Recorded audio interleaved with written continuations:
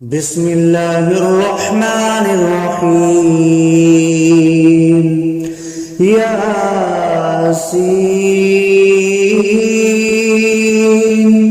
والقرآن الحكيم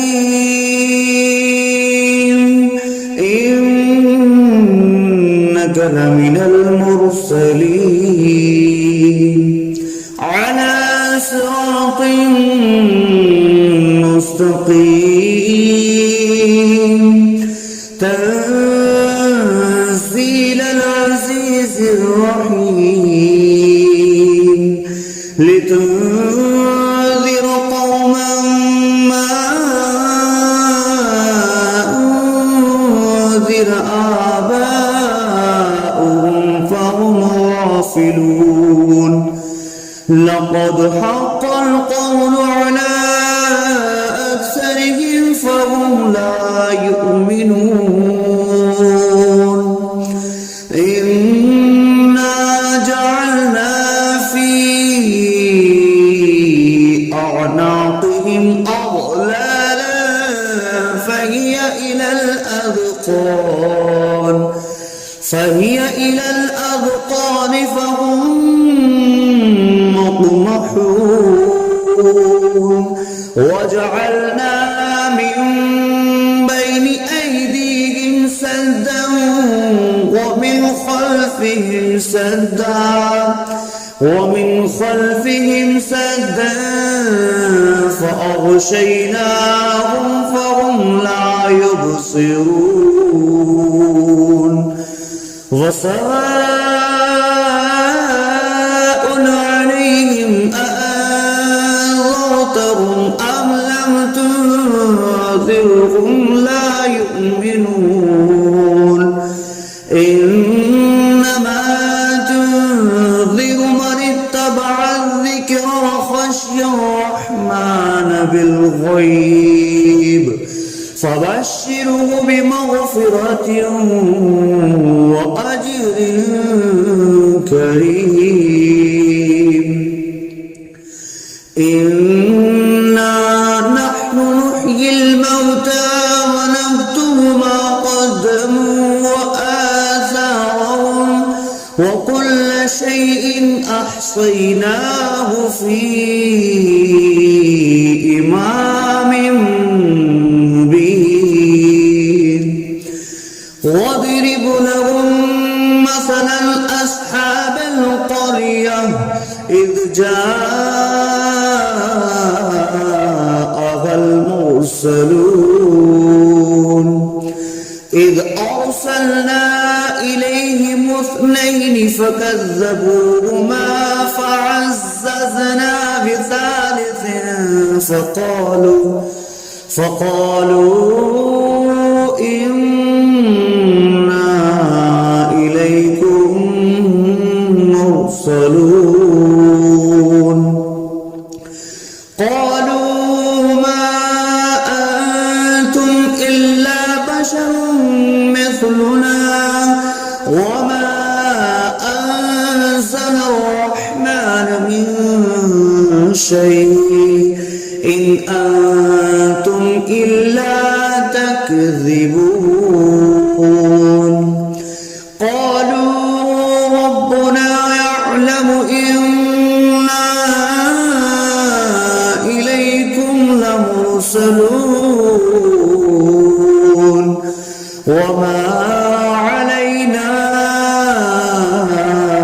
إلا البلاغ المبين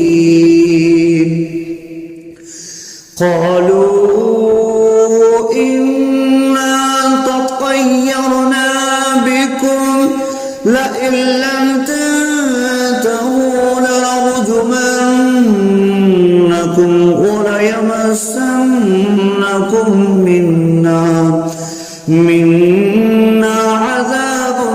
أليم قالوا طائركم معكم أئن ذكرتم بل أنتم قوم مسرفون وجاء أقصى المدينة رجل يسعى قال يا قوم اتبعوا المرسلين اتبعوا من لا يسألكم أجرا وهم مهتدون وما لي لا أعبد الذي فطرني وإليه ترجعون أأتخذ من دونه آلهة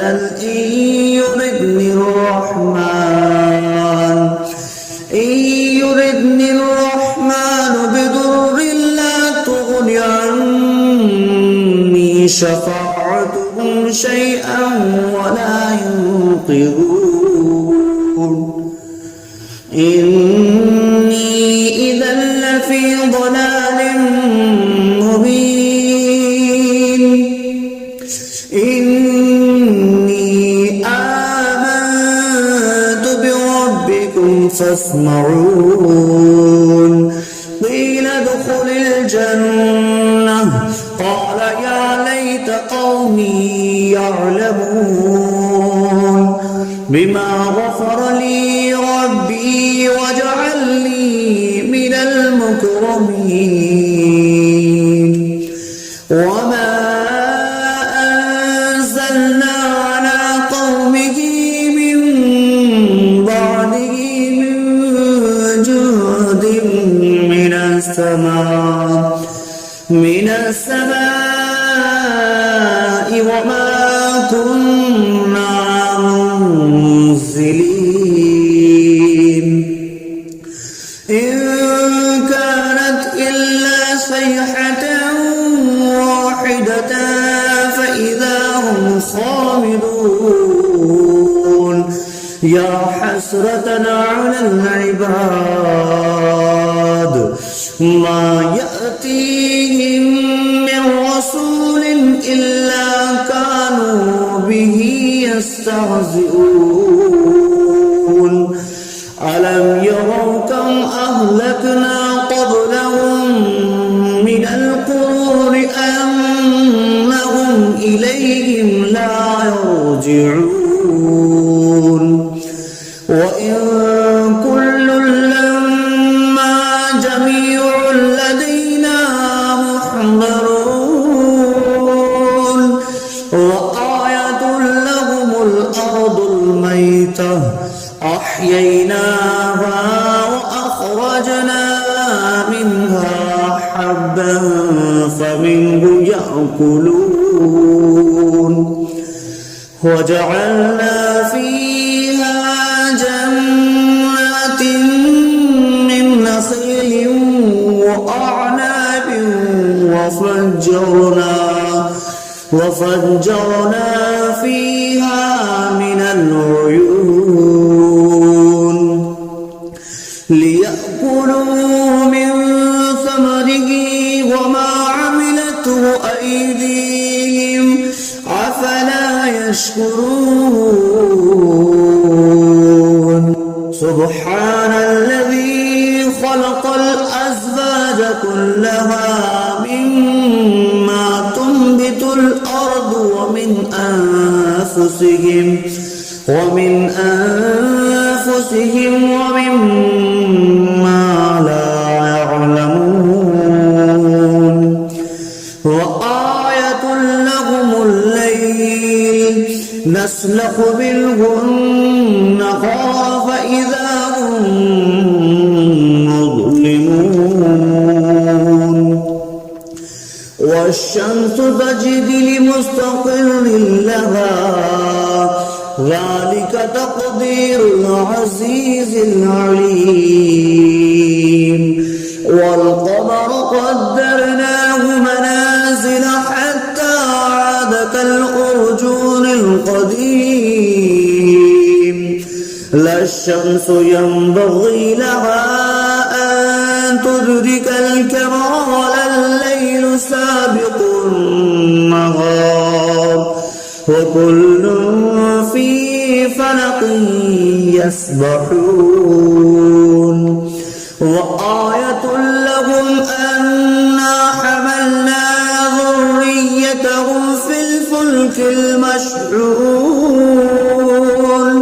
وخلقنا لهم من مثله ما يركبون وإن نشأ نغرقهم فلا صريخ لهم ولا هم ينقذون إلا رحمة منا ومتاعا إلى حين وإذا قيل لهم اتقوا ما بين أيديكم وما خلفكم لعلكم ترحمون وما تأتيهم من آية من آيات ربهم إلا كانوا عنها معرضين وإذا قيل لهم أنفقوا مما رزقكم الله قال الذين كفروا للذين آمنوا أنطعم من لو يشاء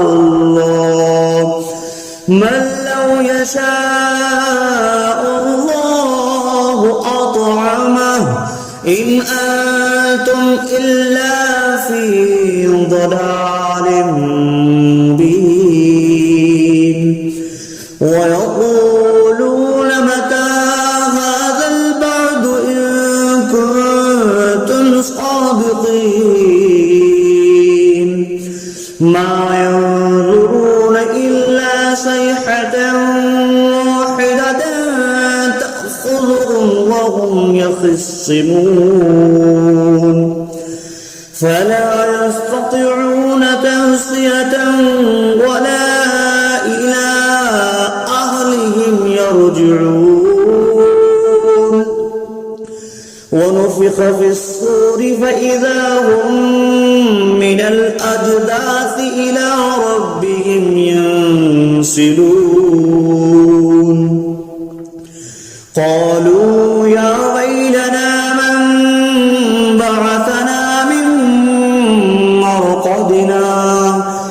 هذا ما وعد الرحمن وصدق المرسلون إن كانت إلا صيحة واحدة فإذا هم جميع لدينا محضرون فاليوم لا تظلم نفس شيئا ولا تجزون إلا ما كنتم تعملون إن أصحاب الجنة اليوم في شغل فاكهون هم وأزواجهم في ظلال على الأرائك متكئون لهم فيها فاكهة ولهم ما يدعون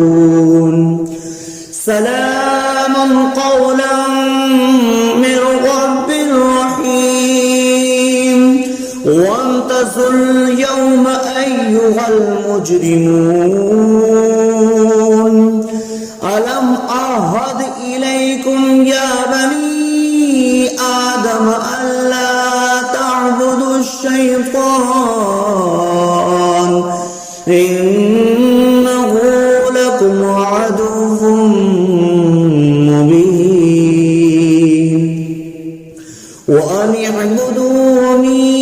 هذا صراط مستقيم ولقد أضل منكم جبلا كثيرا أولم تكونوا تعقلون هذه جهنم التي كنتم توعدون اصلوها اليوم بما كنتم تكفرون اليوم نختم على أفواههم تكلمنا أيديهم وتشهد أرجلهم بما كانوا يكسبون ولو نشاء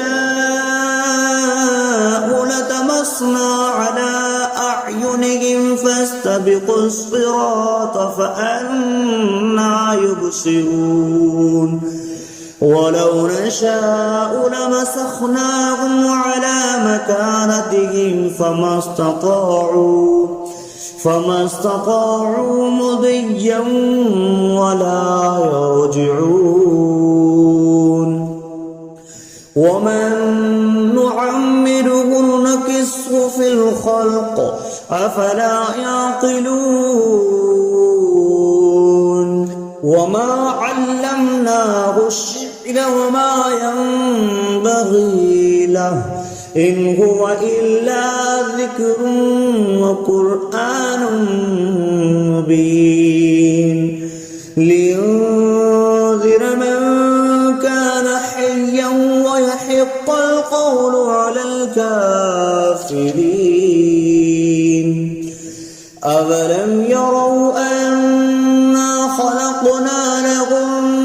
مما عملت أيدينا أنعاما فهم لها مالكون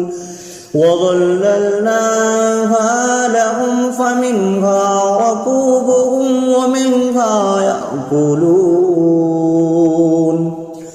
ولهم فيها منافع ومشارب أفلا يشكرون واتخذوا من دون الله آلهة لعلهم ينصرون لا يستطيعون نصرهم وهم لهم جند محضرون فلا يحزنك قولهم إنا نعلم ما يسرون وما يعلنون أولم ير الإنسان أنا خلقناه من نطفة فإذا هو خصيم مبين وضرب لنا مثلا ونسي خلقه قال من يحيي العظام وهي رميم قل يحييها الذي أنشأها أول مرة وهو بكل خلق عليم الذي جعل لكم من الشجر الأخضر نارا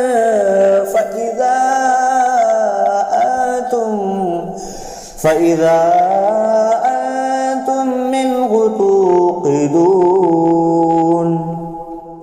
أوليس الذي خلق السماوات والأرض بقادر على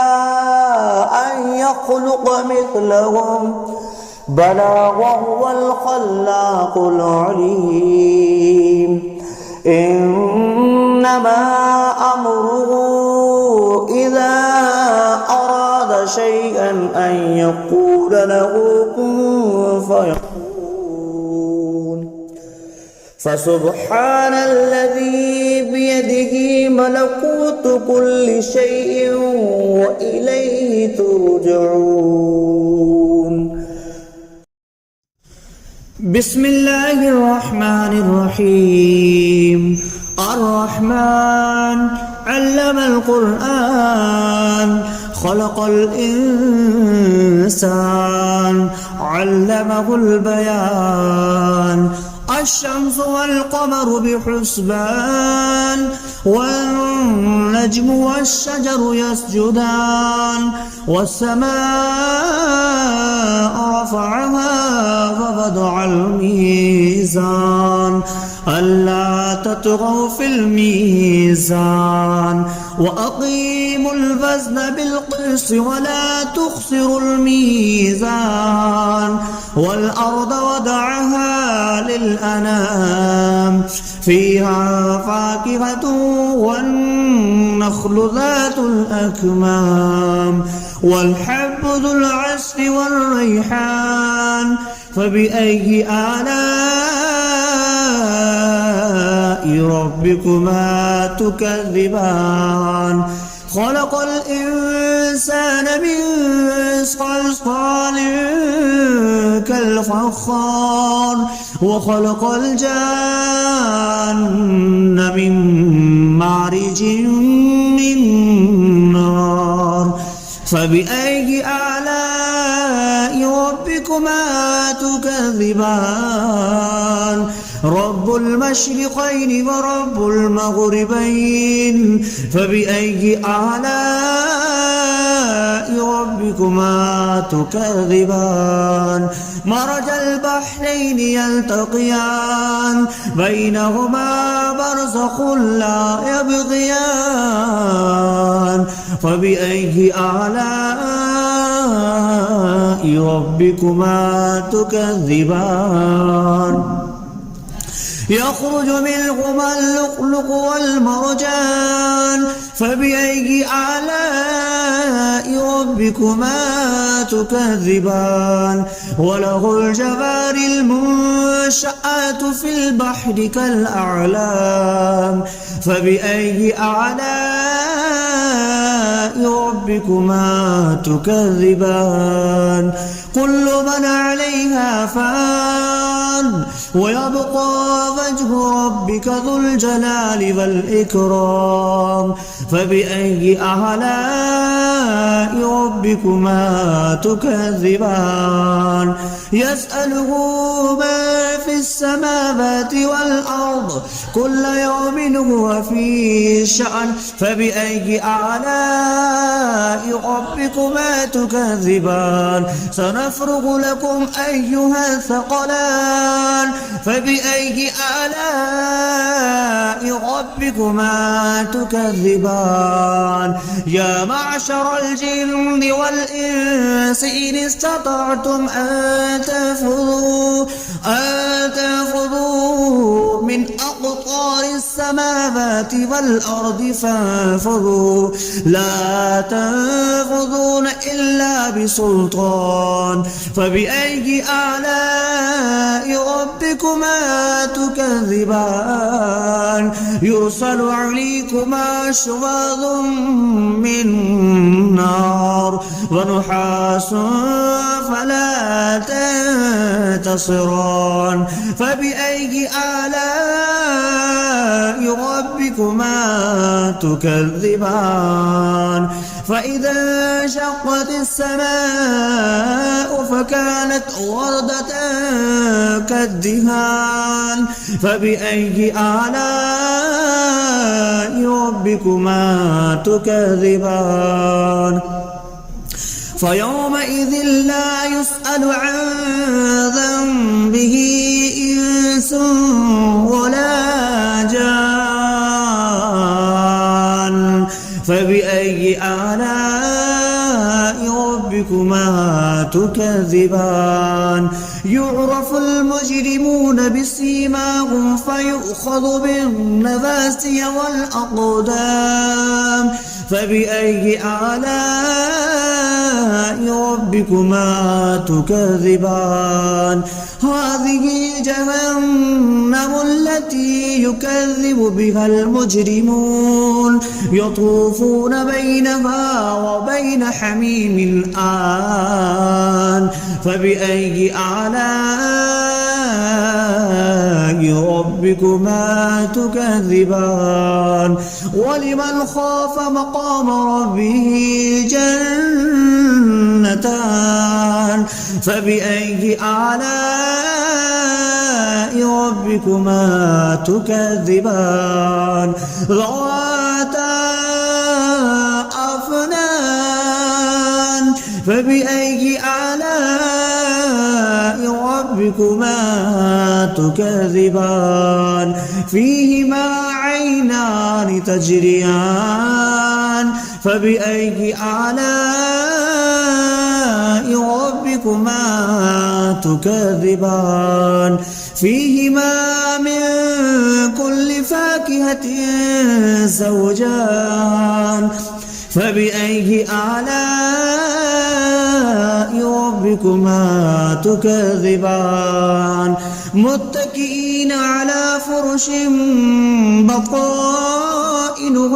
من استبرق وجنى الجنتين دان فبأي آلاء ربكما تكذبان فيهن قاصرات الطرف لم يطمثهن إنس قبلهم ولا جان فبأي آلاء ربكما تكذبان كأنهن الياقوت والمرجان فبأي آلاء ربكما تكذبان هل جزاء الإحسان إلا الإحسان فبأي آلاء ربكما تكذبان ومن دونهما جنتان فبأي آلاء ربكما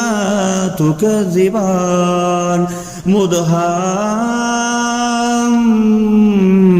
مدهامتان فبأي آلاء ربكما تكذبان فيهما عينان نضختان فبأي آلاء ربكما تكذبان فيهما فاكهة ونخل والرمان فبأي آلاء ربكما تكذبان فيهن خيرات حسان فبأي آلاء ربكما تكذبان حور مقصورات في الخيام فبأي آلاء ربكما تكذبان لم يطمثهن إنس قبلهم ولا جان فبأي آلاء ربكما تكذبان متكئين على رفرف خضر وعبقري حسان فبأي آلاء ربكما تكذبان تبارك اسم ربك ذي الجلال والإكرام صدق الله العظيم.